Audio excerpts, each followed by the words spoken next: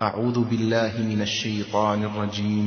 ولله الأسماء الحسنى فادعوه بها وذروا الذين يلحدون في أسمائه سيجزون ما كانوا يعملون.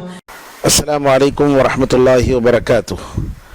الحمد لله رب العالمين والصلاة والسلام على سيد الأنبياء والمرسلين نبينا محمد وعلى آله وصحبه أجمعين ومن تبعهم بإحسان إلى يوم الدين.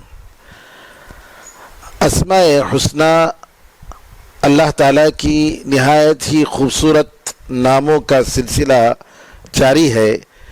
اللہ تعالیٰ کے فضل و کرم سے آج ہم انشاءاللہ اللہ تعالیٰ کے ناموں میں الکبیر کے معنی بہت بڑا، سب سے بڑا. قرآن کریم میں 6 جگہوں میں یہ لفظ آیا ہے، یہ نام آیا ہے، جیسا کہ اللہ تعالیٰ فرماتا ہے سورہ غافر آیت نمبر 12 میں فَالْحُكْمُ لِلَّهِ الْعَلِيِّ الْكَبِيرِ. حکم تو صرف اللہ کے لیے ہے جو سب سے بلند اور سب سے بڑا ہے. الکبیر کا مطلب امام خطابی رحمۃ اللہ علیہ فرماتے ہیں وہ ذات جو جلال اور عظمت شان سے متصف ہے اور اس کی جلالت اور اس کی عظمت کے سامنے ہر بڑی چیز چھوٹی ہو گئی اور وہ جو مخلوق کی مشابہت سے بہت بڑا ہوا، بہت بلند ہوا.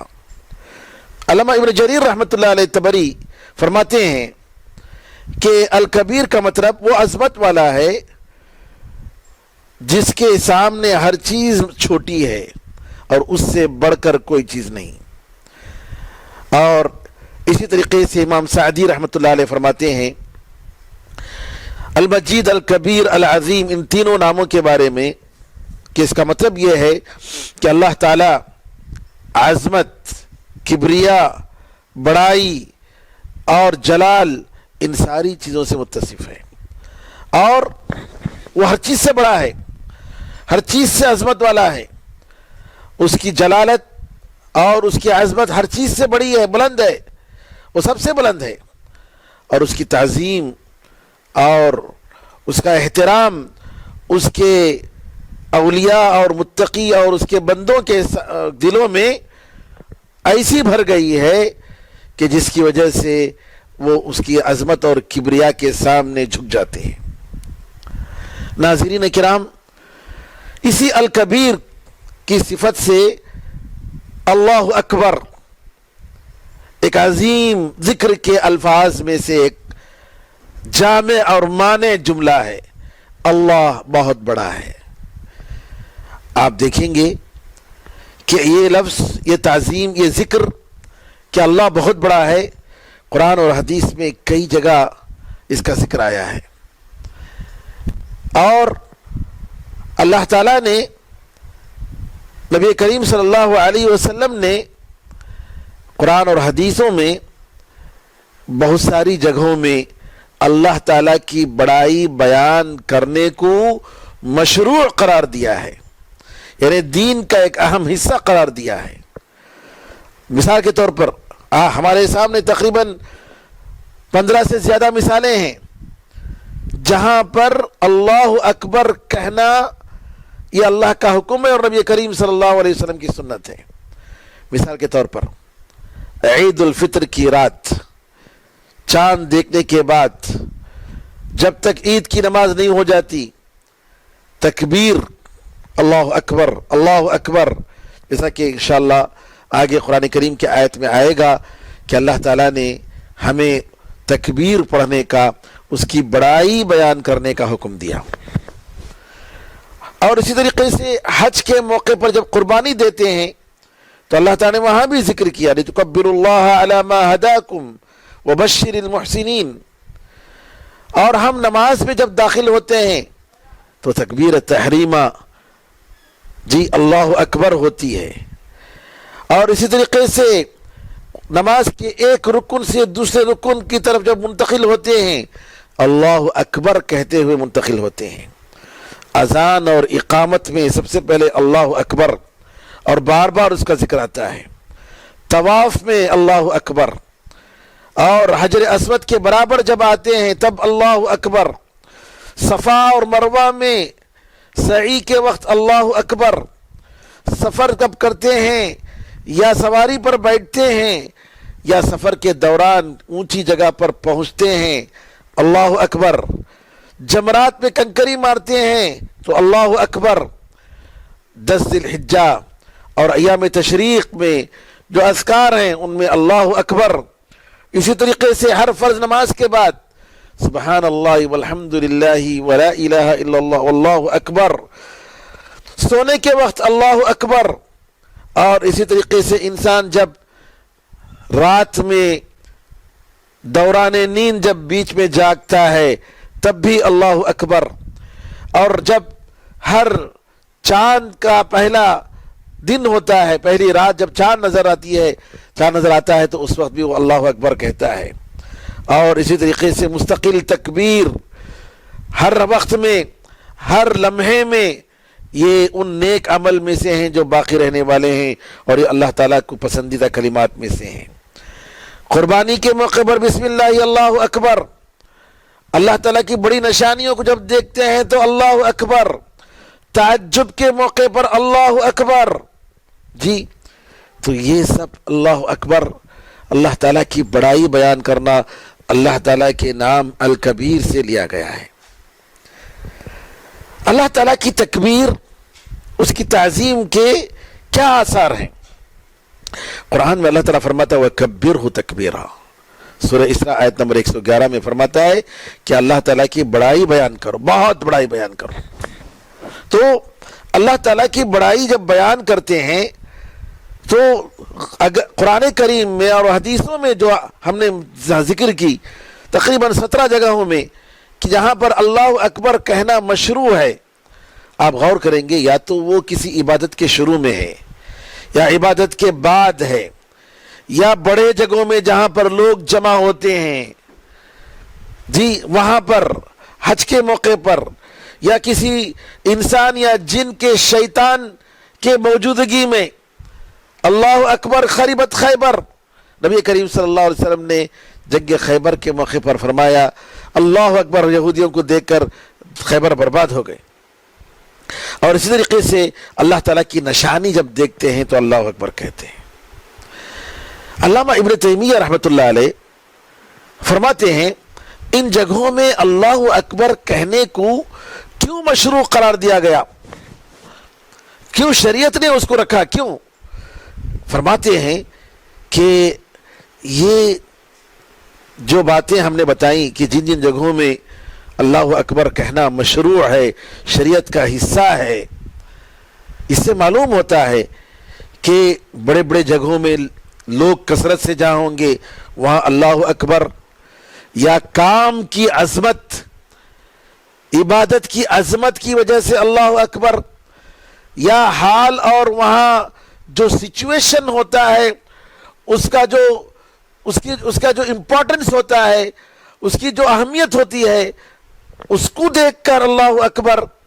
یہ سارے بڑے حالات میں نبی کریم صلی اللہ علیہ وسلم نے ہمیں اللہ اکبر کہنے کا حکم دیا تاکہ یہ بتائیں کہ اللہ تعالیٰ سب سے بڑا ہے، اور یہ کہ اللہ کی بڑائی ہمارے دل میں جاگزی ہو جائے اور دنیا کے ہر بڑی چیز سے بڑھ کر ہماری نظر میں اللہ تعالیٰ ہو جائے.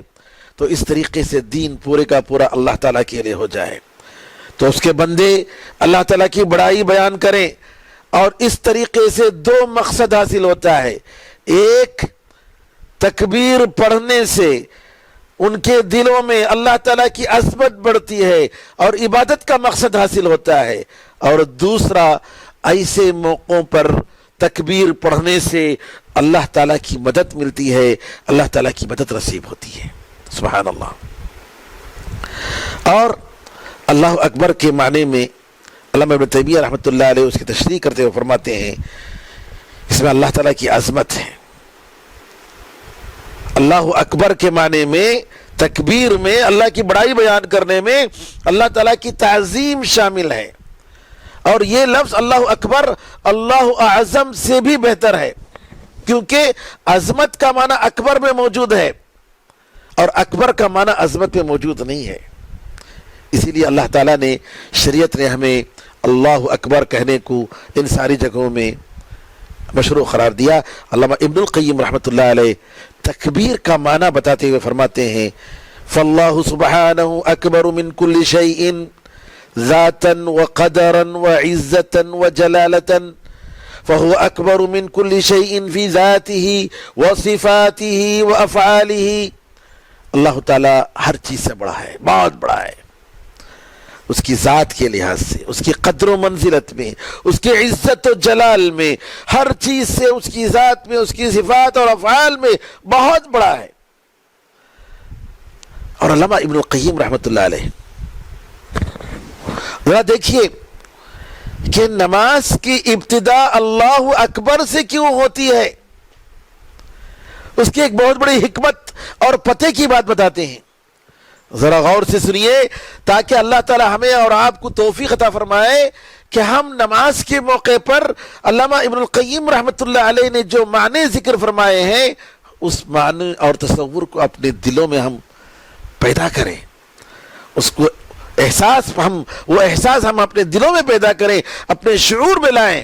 فرماتے ہیں کہ جب نماز پڑھنے والا ساری مشغولیتوں کو چھوڑ کر اور دنیا کے ہر چیز کے تعلقات کو کاٹ کر، پاک ہو کر، اچھی طریقے سے مزین ہو کر، اچھے لباس میں اللہ تعالیٰ کے سامنے حاضری دینے کے لیے جب اس کے دربار میں آتا ہے، اس سے مناجات کرنے کے لیے، اس سے بات کرنے کے لیے جب اس کے سامنے آتا ہے تو اللہ تعالیٰ نے مشروع رکھا، اللہ تعالیٰ نے یہ بتایا کہ تم ایسے آؤ جیسے غلام بادشاہوں کے سامنے آتے ہیں.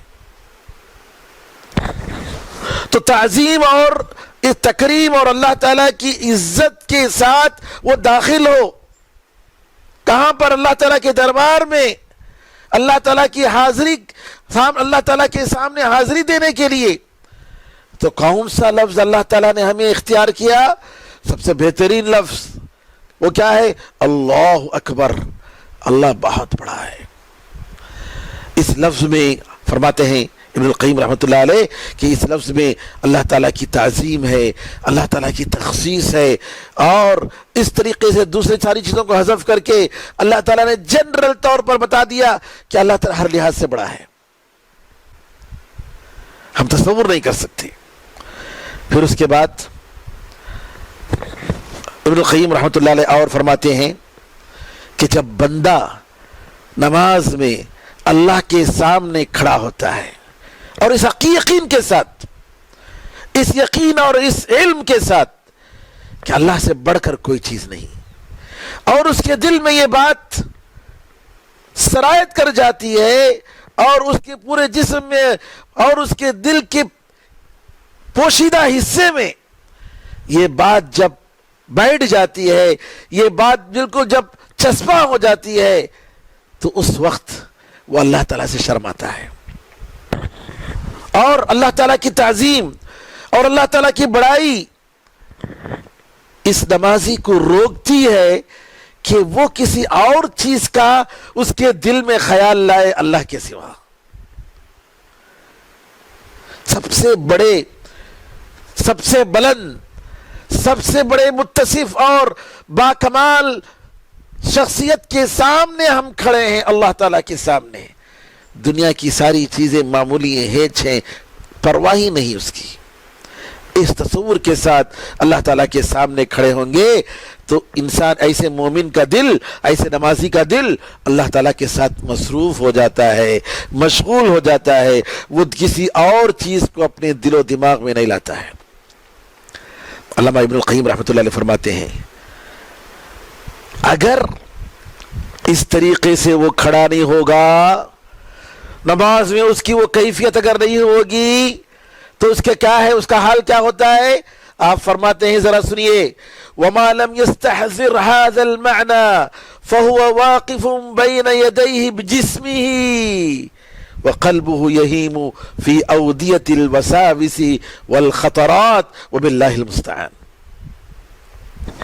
فرماتے ہیں اگر مومن، اگر نمازی نماز کی حالت میں اللہ تعالیٰ کی اس عظمت کو، اللہ تعالیٰ کی اس کبریائی کو اپنے تصور میں نہ لائے تو اللہ کے سامنے بظاہر اپنے جسم سے کھڑا ہے اور اس کا دل مختلف خیالات اور وسوسوں میں گھومتا رہتا ہے.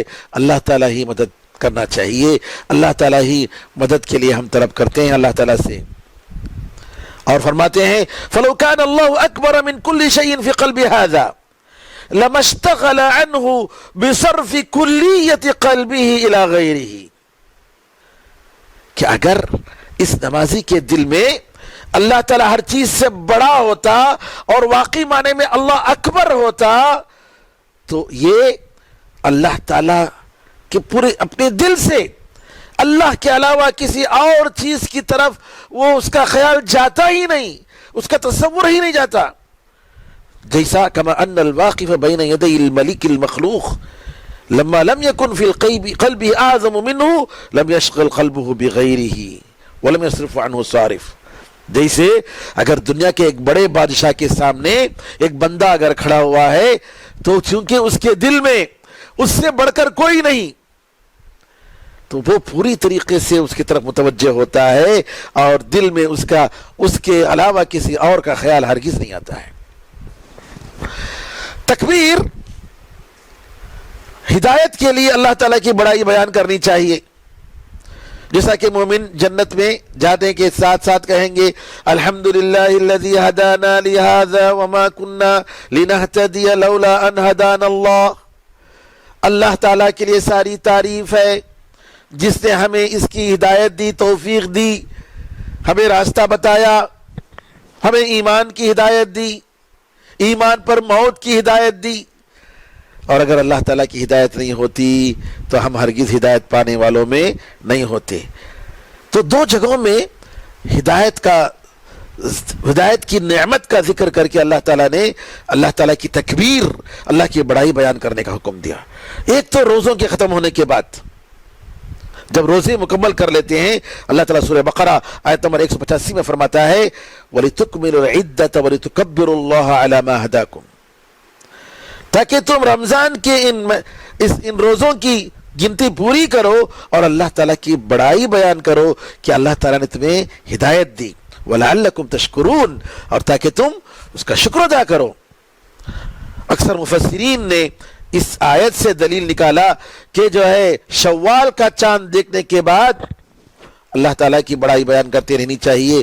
تکبیر، اللہ اکبر اللہ اکبر اللہ اکبر، جب تک عید کی نماز ختم نہیں ہو جاتی تب تک جو ہے گھروں میں، اپنے کام کاج میں، سڑکوں میں اللہ تکبیر پڑھتے رہنی چاہیے.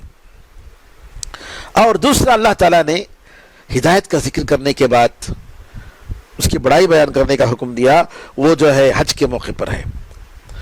حج کے موقع پر قربانی دینے کا حکم دینے کے بعد اللہ تعالیٰ فرماتا ہے کہ اللہ تعالیٰ کو ان جانوروں کا گوشت اور خون تو نہیں جاتا، لیکن تمہارے دلوں میں جو تقویٰ ہے، جو اخلاص، جو پرہیزگاری، جو اللہ تعالیٰ کے ساتھ جو لگاؤ، جو محبت، یہ ضرور اللہ تعالیٰ تک پہنچتی ہے. پھر اس کے بعد اللہ فرماتا ہے كَذَلِكَ سَخَّرَهَا لَكُمْ لِتُكَبِّرُوا اللَّهَ عَلَى مَا هَدَاكُمْ وَبَشِّرِ الْمُحْسِنِينَ. اسی طریقے سے اللہ تعالیٰ نے ان جانوروں کو تمہارے انڈر دیا، تمہارے لیے مسخر کیا تاکہ تم اللہ تعالیٰ کی بڑائی بیان کرو کہ اللہ تعالیٰ نے تمہیں ہدایت دی اور اچھا عمل کرنے والوں کو خوشخبری دے دو. علامہ ابن تیمیہ رحمۃ اللہ علیہ کہتے ہیں کہ اسی لیے ہدایت، رزق اور اللہ کی مدد، ان تین موقعوں پر اللہ تعالیٰ اللہ کی بڑائی بیان کرنا، اللہ تعالیٰ کی تکبیر کرنا، اللہ اکبر کہنا مشروع ہوا، کیونکہ یہ تین چیزیں ایسی ہیں جس میں انسان کے فائدے ہی فائدے ہیں، اور ان میں سب سے بڑھ کر جو ہے اللہ کی ہدایت ہے. کیونکہ دنیا میں اگر رزق نہیں ملے اور مدد نہ ہو تو دنیا کا نقصان ہوگا، آخرت کا نقصان نہیں ہوگا. لیکن اللہ تعالیٰ کی ہدایت نعوذ باللہ اگر اس کی توفیق نہ ہو تو نعوذ باللہ دنیا بھی گیا اور آخرت بھی گئی۔ اللہ تعالیٰ کا یہ نام الکبیر، اس پر ایمان لانے کے کیا آثار ہیں، انشاءاللہ ہم اللہ تعالیٰ کے ایک اور نام ہے المتکبر، اس کے ساتھ ہم بتائیں گے کہ کیا کیا اس کے آثار ہیں، کیا کیا اس کے تقاضے ہیں۔ لیکن آئیے اس سے پہلے ایک اور نام العظیم، اس کے بارے میں ہم غور و فکر کرتے ہیں۔ اللہ سے دعا ہے کہ اللہ تعالیٰ ہمیں توفیق عطا فرمائے۔ اللہ تعالیٰ کے ناموں میں الکبیر کے معنی ہی میں سے قریب ایک اور نام ہے العظیم، بڑی عظمت والا، بڑی عظمت والا۔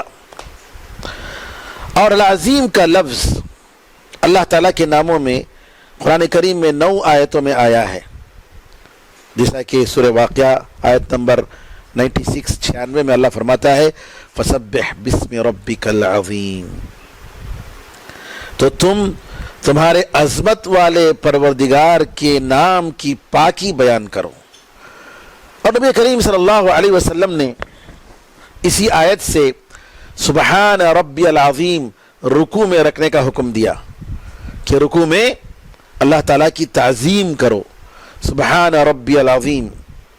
اور اسی طریقے سے تکلیف اور پریشانیوں کے موقع پر آپ دعا جو کرتے تھے، لا الہ الا اللہ العظیم الحلیم، لا الہ الا اللہ رب العرش العظیم، لا الہ الا اللہ رب السماوات ورب الارض رب العرش الکریم۔ اللہ تعالیٰ کے لیے جب العظیم جب کہتے ہیں، علامہ ابن قیم رحمۃ اللہ علیہ فرماتے ہیں کہ اس کا مطلب یہ ہوا کہ وہ اللہ تعالیٰ کی تعظیم کرنا ہے، وہ بہت بڑا ہے ہر معنی میں، جس کا مطلب اور جس کا تقاضا یہ ہے کہ ہم اس کی تعظیم کریں، اللہ تعالیٰ کی تعظیم کریں۔ تو اللہ تعالیٰ ہر چیز میں بڑا ہے، اس کی ذات میں، اس کے نام میں، اس کی صفات میں، اس کی رحمت، اس کی قدرت، اس کی حکمت، اس کی طاقت اور اس کی کبریائی، اس کے دینے میں، اس کے عطا کرنے میں، اس کے لطف کرنے میں، اس کو احسان کرنے میں، اس کی عزت، اس کا عدل، اس کی تعریف، ہر چیز میں اللہ تعالیٰ عظمت والا ہے، اس کے برابر کوئی چیز نہیں اور کوئی بڑا اس کے قریب بھی نہیں ہو سکتا۔ اور اللہ تعالیٰ کے لیے جب ہم عظمت والا جب کہتے ہیں، تعظیم کا لفظ استعمال کرتے ہیں، تو 2 قسم کا ہے۔ ایک تو یہ ہے کہ اس کا مطلب کہ اللہ تعالیٰ ہر صفت کمال سے متصف ہے، اس کے اندر کمال کی ساری صفتیں موجود ہیں، تو اس کا علم محیط ہے، گھیرا ہوا ہے، اس کی قدرت، اس کی کبریائی، اس کی عظمت، جی، اور اس کی عظمت کا اس کا ایک اثر دیکھیے، کوئی قیامت کے دن آسمان و زمین اللہ تعالیٰ کے جی ہاتھ میں جو رائی کے دانے کے برابر ہوں گے، جیسا کہ عبداللہ بن عباس رضی اللہ عنہ نے فرمایا۔ اور عظمت و کبریائی یہ اللہ تعالیٰ کی شان ہے۔ بعض روایتوں میں آتا ہے کہ اللہ تعالیٰ نے فرمایا ان اللہ یقول الکبریاء ردائی والعظمت ازاری فمن نازعنی واحدا منہما عذبتہ۔ حدیث قدسی میں ہے کہ کبریا یہ میرا چادر ہے اور عظمت یہ میرا ازار ہے، اور اگر کوئی مجھ سے چھیننے کی کوشش کیا تو میں اس کو برباد کر دوں گا، میں اس کو عذاب دوں گا۔ تو یہ اب عظمت و کبریائی کا اندازہ کوئی نہیں لگا سکتا۔ تو یہ تو ایک معنی ہوا، جب اللہ تعالیٰ کے لیے ہم عظمت کا لفظ، عظمت کی صفت ہم دیتے ہیں، العظیم کہتے ہیں، تو اس کا مطلب یہ ہوا کہ اللہ تعالیٰ اپنے آپ میں ہر لحاظ سے بڑا ہے، دنیا کی کوئی چیز اس کے سامنے کوئی حیثیت نہیں۔ اور دوسرا معنی، جب اللہ تعالیٰ کے لیے ہم العظیم کہتے ہیں تو اس کا مطلب یہ ہے کہ ہم اللہ تعالیٰ کے بندے اللہ تعالیٰ کی تعظیم کریں، اپنے دلوں سے، اپنے اعضاء سے، اپنی زبان سے. اور وہ کیسے؟ کہ سب سے پہلے اللہ تعالیٰ کو پہچاننے کی کوشش کریں، جیسا کہ اسماء حسنہ کے یہ دروس اللہ تعالیٰ کی پہچان کے انشاءاللہ سبب بنیں گے. اور اس کے ساتھ ساتھ اللہ تعالیٰ سے محبت، اور اللہ تعالیٰ کے سامنے عاجزی اور انکساری، اور اللہ تعالیٰ کے لیے سامنے بالکل خشوع و خضوع کے ساتھ رہنا، اس سے ڈرنا، اللہ تعالیٰ کے لیے تعریف کرتے رہنا، اور اپنے اعضاء کے ذریعے اللہ تعالیٰ کا شکر بجا لانا، اس کی بندگی بہتر طریقے سے کرنا، یہ ساری چیزیں شامل ہیں. اللہ تعالیٰ کی تعظیم میں یہ داخل ہے کہ اللہ تعالیٰ کا تقوی اختیار کیا جائے، اللہ کی اطاعت کی جائے اور اس کی نافرمانی نہ کی جائے، اس کو ہمیشہ یاد کیا جائے، اس کو بھولا نہ جائے، اس کو شکر کیا جائے، اس کی ناشکری نہ کی جائے. اللہ تعالیٰ کی تعظیم میں یہ داخل ہے کہ اللہ تعالیٰ نے جن چیزوں کو حرام قرار دیا ان چیزوں کو حرام قرار دیں. جن کو اللہ تعالیٰ نے محترم عزت والا بنایا، چاہے وہ جگہ کی ہو یا زمان اوقات کی ہو، ان کی عزت کی جائے، ان کو محترم سمجھا جائے. جیسا کہ اللہ فرماتا ہے ذَلِكَ وَمَن يُعَظِّمْ شَعَائِرَ اللَّهِ فَإِنَّهَا مِن تَقْوَى الْقُلُوبِ، کہ جو شخص اللہ تعالیٰ کی محترم چیزوں کی تعظیم کرے گا تو یہ دلوں کے تقوی کی علامت ہے. اور اللہ تعالیٰ کی تعظیم میں یہ داخل ہے کہ اللہ نے جو بھی پیدا کیا ہے، جو بھی اس نے شریعت میں مقرر کیا ہے، اس پر اعتراض نہ کیا جائے. اللہ کی تعظیم میں یہ داخل ہے کہ اللہ تعالیٰ کی عظمت، اس کے مخلوقات کی عظمت میں غور و فکر کریں، اور کتنی دقت کے ساتھ اللہ نے اس کائنات کو بنایا، اس انسان کو بنایا، غور و فکر کریں. اور کیسے اللہ تعالیٰ ظالموں کو ختم کر دیتا ہے، تکبر کرنے والوں کے تکبر کو ملیا میٹ کر دیتا ہے. اس کے ذریعے اس کی عظمت کو ہم سوچیں. اللہ تعالیٰ کے اس عظیم نام العظیم پر ایمان لانے کا تقاضا یہ ہے کہ ہم اللہ کے سامنے بالکل عاجز ہو جائیں. اس کی عظمت، اس کی طاقت، اس کی محبت اور اس کی وحدانیت کے سامنے ہم بالکل عاجز ہو جائیں.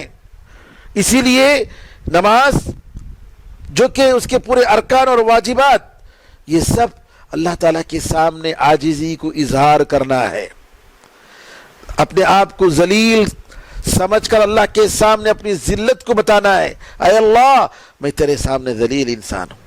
اے اللہ، میں تیرے سامنے بالکل عاجز انسان ہوں. اے اللہ، میں تیرے سامنے بالکل معمولی ہوں، اور میں اپنی عاجزی کو، اپنی انکسار کو، اپنی ذلت کا میں اظہار کرتا ہوں، تیری وحدانیت کا اقرار کرتا ہوں. علامہ ابن القیم رحمۃ اللہ علیہ نماز میں رکوع کی حالت میں بندہ جو ہوتا ہے اس کا ذکر کرتے ہوئے فرماتے ہیں کہ بندہ اپنی پیٹھ کو جھکا کر اللہ کی عظمت کے لیے اس کے سامنے جھک کر، اس کی عزت کے سامنے اپنے آپ کو ذلیل کر کے، اس کی طاقت کے سامنے اپنی ساری حیثیت کی حقیقت کو ختم کر کے اللہ تعالیٰ کی تعریف کرتا ہے. سبحان ربی العظیم، اللہ تعالیٰ کی پاکی بیان کرتا ہے.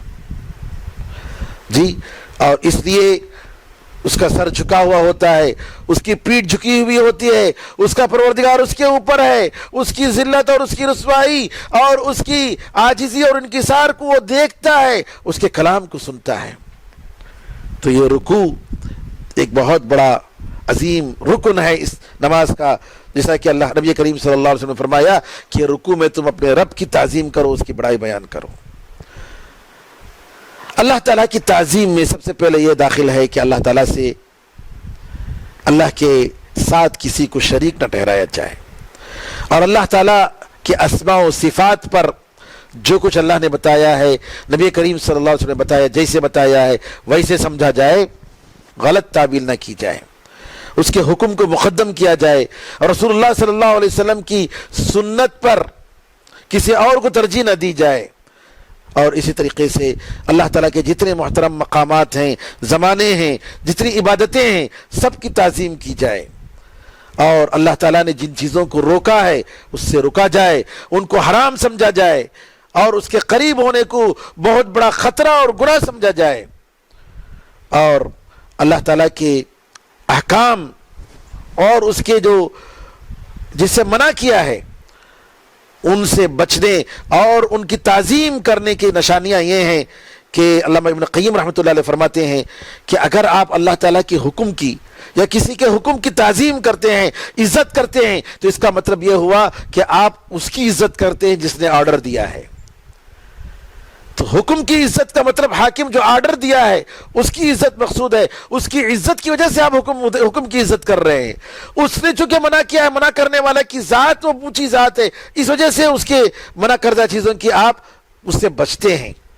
اسی لیے اللہ تعالیٰ نے جو اللہ تعالیٰ کے احکام، اس کے اوامر کو تعظیم نہیں کرتا ہے، اس کی عزت نہیں کرتا ہے، اور جن چیزوں سے روکا ہے اس سے رکتا نہیں ہے، اللہ تعالیٰ نے فرمایا ما لکم لا ترجون للہ وقارا، سورہ نوح آیت نمبر 13 میں، تمہیں کیا ہو گیا ہے کہ اللہ تعالیٰ کی برتری کا تم عقیدہ نہیں رکھتے ہو، اللہ تعالیٰ کی عزت کا تمہیں کوئی احساس نہیں ہے، کوئی شعور نہیں ہے، یعنی اللہ تعالیٰ کی عظمت، اللہ تعالیٰ کی عظمت کا، اس کے وقار کا، اس کی جلالت کا تم کوئی اعتبار نہیں کرتے ہو، نعوذ باللہ من ذالک۔ تو سب سے پہلے اللہ تعالیٰ کی تعظیم میں یہ داخل ہے کہ ہم اللہ تعالیٰ کے احکام کی عزت کریں، اور یہ کب ہوگا؟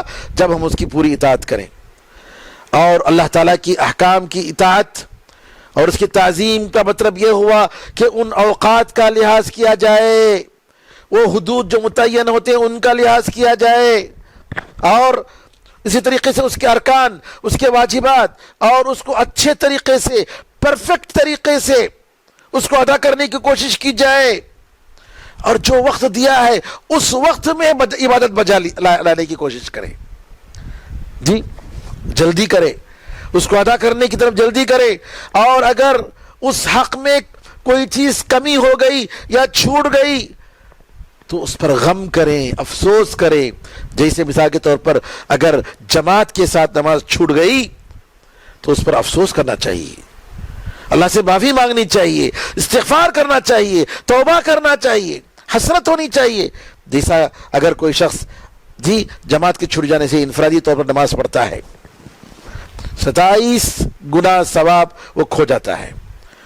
تو اگر کوئی شخص بزنس مین ہے اور ایک بہترین بزنس اس سے چھوٹ گئی بغیر کسی مشقت کے، جو 27 گنا زیادہ فائدہ مند ہے اس کے لیے، تو کیا اس کو افسوس نہیں ہوگا؟ بالکل افسوس ہوگا۔ تو کیا خیال ہے اس کی نماز کے بارے میں جس میں اتنا ثواب، اتنے درجے بلند کہ اللہ اکبر، ہزاروں درجے بلند، یہ کب؟ اس کی نیت کے حساب سے، اس کے اخلاص کے حساب سے۔ لیکن اگر انسان جی نماز اگر جماعت کے ساتھ چھوٹ گئی اور وہ بالکل ٹھنڈا پڑا ہے، اس مصیبت پر اسے کوئی افسوس نہیں ہے، کوئی حسرت نہیں ہے، تو اس کا مطلب یہ ہوا کہ اللہ تعالیٰ کے حکم کی وہ عزت نہیں دے رہا ہے، اس کا احترام نہیں کر رہا ہے، اس کی تعظیم نہیں کر رہا ہے۔ اسی طریقے سے پہلے وقت میں نماز پڑھنا جو کہ اللہ تعالیٰ کی خوشنودی کا سبب ہے، اللہ کی رضامندی کا سبب ہے، آخری وقت میں بڑا نماز جیسا کہ عصر کی وقت بعض لوگ پڑھتے ہیں نعوذ باللہ، یا فجر کی نماز نعوذ باللہ، افسوس کرنا چاہیے۔ یہ اس وجہ سے اس کے اندر افسوس کا، حسرت کا جو سبب نہیں ہے، جو اس کے آثار نہیں ہیں، جو استغفار نہیں پڑتا ہے، وہ اس وجہ سے کہ وہ اللہ تعالیٰ کی تعظیم نہیں کرتا ہے۔ بعض سلف صالحین جماعت کے چھوٹ جانے پر اتنا روتے تھے کہ مت پوچھیے، کہ جماعت چھوٹ گئی ان کی۔ اسی طریقے سے اللہ تعالیٰ نے جن چیزوں سے منع کیا ہے ان چیزوں کی تعظیم کا مطلب یہ ہوا کہ ہم اس کے قریب بھی نہ جائیں، دور ہو جائیں۔ مثال کے طور پر میوزک ہے، بعض چیزیں سن لیں گے، کوئی حرج نہیں، اس طریقے سے نعوذ باللہ مطلب یہ ہوا کہ آپ اللہ تعالیٰ کی تعظیم نہیں کر رہے ہیں، آپ کے دل میں اللہ کا احترام نہیں ہے۔ یا اسی طریقے سے جو لوگ جان بوجھ سب کے سامنے برائی کا کام کرتے ہیں، سب کے سامنے نعوذ باللہ رمضان میں جو ہے مسلمان رہ کر مارکیٹ میں کھاتا پھر رہا ہے، جبکہ اس کے پاس کوئی عذر نہیں ہے۔ اگر عذر ہو تب بھی مارکیٹ میں جو ہے رمضان کے مہینے میں ایک مسلمان کے لیے جائز نہیں ہے کہ وہ کھاتا پیتا پھرے۔ اسی طریقے سے اللہ تعالیٰ کہ اگر محرمات کا ارتکاب ہو رہا ہے، حرام چیزوں کا ارتکاب ہو رہا ہے، وہ دیکھ رہا ہے اور وہ اس کو بدلنے کی یا اس کے بارے میں تنبیہ کرنے کی طاقت رکھتا ہے، لیکن وہ خاموش ہے۔ نبی کریم صلی اللہ علیہ وسلم بڑے رحم دل تھے، بڑے صبر کرنے والے، لیکن جب کبھی اللہ تعالیٰ کے کسی حکم کی پامالی ہو جاتی، اس کے کسی حرام کام کا ارتکاب ہوتا، سب سے زیادہ غصے کرنے والے ہوتے۔ نہیں، خاموش نہیں رہنا ہے، حرام کام کو روکنا ہے، برائی کو بدلنے کی کوشش کرنا ہے، یہ ہمارا اور آپ کا فرض ہے۔ آج کیوں برائیاں پھیلتی جا رہی ہیں؟ اسی وجہ سے کہ ہم جانتے ہیں اور خاموش ہیں، ہم نیکی کا حکم نہیں دے رہے، برائی سے ہم نہیں روک رہے، تو برائیاں پھیلتی جا رہی ہیں، اور اس کا مطلب یہ ہوا کہ اللہ تعالیٰ کے حکم کی ہمیں عزت نہیں ہے، اللہ تعالیٰ کی تعظیم ہمارے دل میں نہیں ہے۔ اسی طریقے سے اگر اللہ تعالیٰ کی نافرمانی ہو رہی ہے اور اگر وہ بدل نہیں پا رہا ہے، اس کے اندر طاقت نہیں ہے، افسوس بھی نہیں کر رہا ہے، اس کے دل میں حسرت بھی نہیں ہے، کیوں؟ کیونکہ وہ اللہ تعالیٰ کی تعظیم اس کے دل میں نہیں ہے۔ اسی طریقے سے بعض جائز چیزوں میں، مباح چیزوں میں اتنا زیادہ غلو کر جاتا ہے کہ نعوذ باللہ حرام میں داخل ہو جاتا ہے، اور اس کی وجہ سے جو ہے وہ حرام کام کا ارتکاب کر بیٹھتا ہے۔ لہٰذا انسان کو ہمیشہ چوکنا رہنا چاہیے، کیونکہ شیطان دو راستے سے آتا ہے۔ اللہ تعالیٰ کوئی حکم دیتا ہے تو دو راستے سے آتا ہے، یا تو اس میں غلو کرنے کا حکم دیتا ہے، حد سے زیادہ۔ بعض لوگ دعوت کے کام میں اتنا غلو کر جاتے ہیں کہ دوسرے واجبات کو چھوڑ دیتے ہیں، نماز کی بھی فکر نہیں، گھر والوں کی فکر نہیں۔ ارے یہ تو بھی فرائض ہے نا، یہ بھی تو فرائض ہیں۔ یا ہے کہ نعوذ باللہ تقصیر کرتے ہیں، اس کو بجا لانے میں اتنی کوتاہی کرتے ہیں کہ مت پوچھیے، یہ سب شیطان کے جو ہے جال ہیں۔ اسی طریقے سے اللہ تعالیٰ کی تعظیم کا مطلب یہ ہے کہ اللہ تعالیٰ کی کتاب کی تعظیم کی جائے، نبی کریم صلی اللہ علیہ وسلم کی سنت کی تعظیم کی جائے، اسی سے مدد لی جائے، اللہ تعالیٰ پر پورا بھروسہ کیا جائے، اور سارے مخلوقات، سارے وسائل سے کٹ کر صرف اللہ تعالیٰ پر بھروسہ کریں اور اللہ تعالیٰ ہی سے ڈریں۔ اور جب بندہ اللہ تعالیٰ کی اس عظیم نام کو، العظیم کو یاد کرتا ہے، تو اس کے آثار، اس کے نتائج اس کے عمل پر ہوتے ہیں، اور انسان اللہ تعالیٰ کو ہمیشہ یاد کرتا ہے، اس کا احترام کرتا ہے، اس کی عزت کرتا ہے، اور اس کا بندہ بن کر زندگی گزارتا ہے۔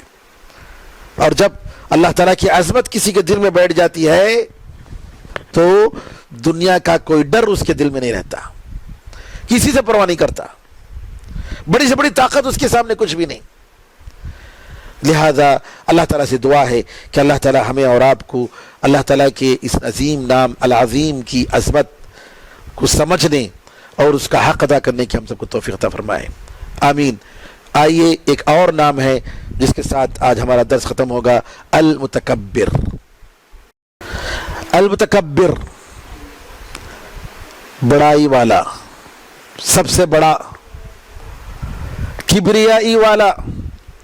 قرآن میں اللہ تعالیٰ نے سورہ حشر میں آیت نمبر 23 میں ایک جگہ ذکر فرمایا المتکبر، اور اس کا معنی علامہ خطابی رحمۃ اللہ علیہ فرماتے ہیں جو مخلوقات کی صفات کی مشابہت کرنے سے بہت بلند ہے، اور وہ ذات جو اپنے مخلوق میں تکبر کرنے والے سرکش جب عظمت اور کبریائی کو اللہ سے چھیننے کی کوشش کرتے ہیں، تکبر کی صفت ان کے اندر جب پیدا ہوتی ہے تو ان کو توڑ دیتا ہے، چکنا چور کر دیتا ہے۔ علامہ خطابی رحمۃ اللہ علیہ ایک نکتے کی بات بتا رہے ہیں یہاں پر، آپ فرماتے ہیں المتکبر میں جو تا ہے، کہتے ہیں وَالتَّاءُ فِي الْمُتَكَبِّرِ تَاءُ التَّفَرُّدِ وَالتَّخَصُّصِ بِالْكِبْرِ۔ یہ تا، یہ حرف تا، یہ اللہ تعالیٰ کی وحدانیت کی تا ہے، اور یہ کہ اللہ تعالیٰ کبریائی کے ساتھ وہ خاص ہے، اس کی تا ہے۔ یہ لا تا التعاطی والتکلف، تکلف کرنے اور دینے، ایک دوسرے کو لینے اور دینے کا جو تا دوسرے معنی میں ایسے استعمال ہوتا ہے، وہ تا نہیں ہے. سبحان اللہ. ناظرین کرام، میں آپ کو مشورہ دوں گا کہ اگر آپ دین کا مزہ چاہتے ہیں، آپ قرآن اور حدیث کا جو ایسنس ہے وہ اگر آپ نچوڑ اگر آپ چاہتے ہیں، اگر آپ اس کی گہرائی کو پہنچنا چاہتے ہیں، تو آپ کو عربی زبان سیکھنی چاہیے. واللہ بہترین زبان ہے. آپ کو مزہ آئے گا قرآن پڑھتے ہوئے. نماز میں اللہ کے سامنے کھڑے ہو کر آپ محسوس کریں گے کہ میں کیا پڑھ رہا ہوں، میں کیا اللہ سے مانگتا ہوں. آخر کب تک ہم یہ کہیں گے کہ دنیا کی تعلیم کے لیے تو ہمارے پاس وقت ہے، لیکن قرآن کو پڑھنے کے لیے، قرآن کو سمجھنے کے لیے، عربی زبان کو سیکھنے کے لیے وقت نہیں ہے. لہذا میرے بزرگوں، ناظرین کرام، کوشش کیجئے، اللہ سے دعا کیجئے. ارادہ اگر کریں گے اللہ توفیق دے گا، دعا کریں گے اللہ تعالیٰ کی ضرور توفیق ملے گی. جی ہاں، یہاں پر متکبر میں جو معنی ہیں ان معنوں میں یہ ہے کہ اللہ تعالیٰ ہر برائی سے، ہر شر سے وہ بالکل پاک ہے، اور یہ کہ وہ اپنے سرکش بندوں پر اپنی بڑائی دکھاتا ہے، ان کے تکبر کو توڑ کے رکھ دیتا ہے، اور یہ کہ وہ ظلم کرنے سے بلند ہے، کسی پر ظلم نہیں کرتا ہے، اور وہ مخلوقات کی صفات سے بہت اونچا ہے، بہت بڑا ہے، جس کے سامنے ساری چیزیں چھوٹی ہو جاتی ہیں. نبی کریم صلی اللہ علیہ وسلم دعا کرتے تھے سبحان ذی الجبروتی، سجدے میں سبحان ذی الجبروتی والملکوتی والکبریاء والعظمہ. بڑی طاقت والے، بڑی بادشاہت والے، بڑی کبریائی والے، بڑی عظمت والے کی پاکی ہے. ناظرین کرام، المتکبر کے معنی میں جو تقاضے ہیں، ہم سے جو تقاضا کرتا ہے یہ نام، اس میں سب سے پہلے یہ ہے کہ ہمارے دل میں اللہ تعالیٰ کی عظمت، اس کی کبریائی بھر جائے، اس کی توحید، اور یہ کہ ہم اس کے سامنے سرنڈر ہو جائیں پوری طریقے سے، اس کی ساری باتوں کو ہم سنیں، اور اسی طریقے سے بندوں کے ساتھ تکبر نہ کریں. نبی کریم صلی اللہ علیہ وسلم فرماتے ہیں ان اللہ اوحا الی ان تواضعوا، اللہ تعالیٰ نے مجھ پر وحی کی، میری طرف وحی کی کہ تم تواضع اختیار کرو، عاجزی اختیار کرو، حتی لا یفقر احد علی احد ولا یبغی احد علی احد، حتیٰ کہ کوئی کسی پر فخر نہ کرے، کوئی کسی پر تکبر نہ کرے. تواضع، دین میں تواضع، دین کے لیے تواضع. علامہ ابن قیم رحمۃ اللہ علیہ فرماتے ہیں کہ دین کے سامنے اپنے آپ کو عاجز کرنے کا مطلب یہ ہے، تواضع اختیار کرنے کا مطلب یہ ہے کہ ہم دین کی کسی بات کو رد نہ کریں، چاہے وہ ہمارے ذوق کے خلاف ہو، چاہے وہ ہماری سیاست کے خلاف ہو، ہمارے کسی بڑے کے عقل کے خلاف ہو، فتوے کے خلاف ہو، کچھ بھی ہو، عادات و اطوار کے خلاف ہو. دین کے لیے تواضع، اللہ کے حکم کے لیے تواضع اور عاجزی کا مطلب یہ ہے کہ ہم اپنے سر تسلیم کو خم کر دیں، قبول کریں. جی ہاں، اور اسی طریقے سے المتکبر کا تقاضا یہ ہے، المتکبر پر ایمان لانے کا تقاضا یہ ہے کہ ہم اللہ سے ڈریں، اس سے حیا کریں، اور یہ کہ اللہ تعالیٰ ہر سرکش کو، دنیا کے ہر ظالم و جابر، ہر فرعون و ابو جہل کو ختم کر کے رہے گا. بے شمار مثالیں ہیں اللہ تعالیٰ نے قرآن میں بتائی ہیں. جی، اور ابن القیم رحمۃ اللہ علیہ فرماتے ہیں کہ اللہ تعالیٰ الجبار، بڑی زبردست طاقت والا کو، الجبار کو العزیز اور متکبر کے ساتھ ذکر کرتا ہے، اور یہ تینوں ناموں میں ایک دوسرے کا معنی موجود ہے. العزیز بڑی طاقت والا، المتکبر بہت بڑائی والا، الجبار بڑی طاقت والا. آپ کہتے ہیں کہ یہ تینوں نام الجبار، العزیز اور متکبر جیسا الخالق، الباری، المصور ہے، اسی طریقے سے یہ تینوں نام ہیں جو اپنے نام میں ایک دوسرے کے معنی کو رکھتے ہیں. اللہ تعالیٰ سے دعا ہے کہ اللہ تعالیٰ ہمارے گناہوں کو معاف فرمائے، ہماری ان نشستوں کو اللہ تعالیٰ قیامت کے دن ہمارے نیک عمل کے ترازو میں رکھے. اللہ تعالیٰ اپنے فضل و کرم سے اللہ قبول فرمائے، اس عمل کو اللہ تعالیٰ اس کے لیے خالص کرے، ہر قسم کی ریاکاری، ہر قسم کی نام و نمود سے اللہ تعالیٰ بچائے. اللہ تعالیٰ اپنے فضل و کرم سے جی اس کو شرف قبولیت سے نوازے. آمین یا ارحم الراحمین. الحمدللہ رب العالمین، وصلی اللہ وسلم علی نبینا محمد وعلی آلہ وصحبہ اجمعین. والسلام علیکم ورحمۃ اللہ. اللہ وبرکاتہ. سبحانک اللہم و بحمدک اشہد ان لا الہ الا انت استغفرک.